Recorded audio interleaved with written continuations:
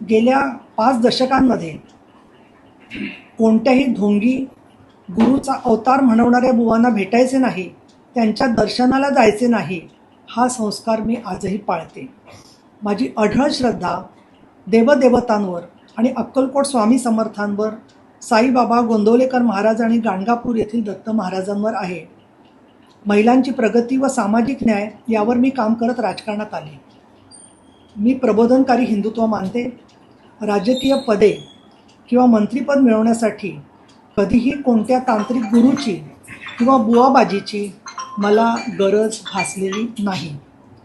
नाशिक येथील express in हॉटेलमध्ये मी खरात नावाच्या व्यक्तीला 6-7 वर्षांपूर्वी किंवा अन्य कोणत्याही कारणासाठी भेटले या वृत्ताचा मी स्पष्टपणे आणि निसंदिग्धपणे इन्कार करते. अशा प्रकारच्या भेटीच्या बातम्या पूर्णतः कपोलकल्पित म्हणजेच काल्पनिक आहेत. माझी सामाजिक व राजकीय कृतिशीलता, विधान परिषदेचं असणारं उपसभापतीपद, त्याला असलेला मंत्री दर्जा यामुळे काही मोजक्या व्यक्तींमध्ये द्वेष निर्माण झालेला आहे. या आत्ता झालेल्या अधिवेशन काळातलं माझं संसदीय कार्य, सातारा SP निलंबन आदेशाची अंमलबजावणी आणि निरोपाच्या वेळेला माननीय मुख्यमंत्री देवेंद्र फडणवीस, माननीय उपमुख्यमंत्री एकनाथजी शिंदे आणि माननीय उपमुख्यमंत्री सुनेत्रा पवार यांनी माझी जी प्रशंसा केली ती काही हितशत्रूंना सहन झालेली नाही. विशेषतः पुणे महानगरपालिकेत ज्यांना यश मिळाले नाही असे काही असंतुष्ट घटक देखील माझ्याविरुद्ध हे विषारी षडयंत्र रचत आहेत. ज्यावेळी ही बातमी आली, म्हणजे अशोक खरातच्या संदर्भातलं नाशिकचं प्रकरण समोर आलं, त्यावेळी 23 तारखेला अधिवेशन नुकते सुरू झाले होते.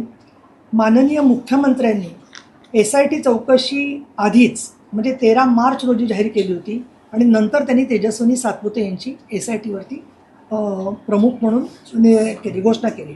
अशा वेळेला मी पीठासीन अधिकारी म्हणजे प्रिसाइडिंग ऑफिसर म्हणून काही भाष्य करणं अधिवेशन चालू असताना 23च्या अगोदर 1-2-3 दिवस आमची BSc झाल्यापासून ते अधिवेशन 25 मार्चला संपेपर्यंत हा संसदीय नियमानुसार चौकशीत हस्तक्षेप ठरला असता.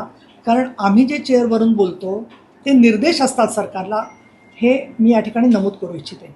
म्हणून मी अधिवेशनाच्या काळात संयम राखला. मात्र अधिवेशन संपताच 26 तारखेला मुंबईत एका वाहिनीने कार्यक्रम आयोजित केला होता. त्या कार्यक्रमात या संदर्भातली मी कठोर भूमिका स्पष्ट केलेली आहे.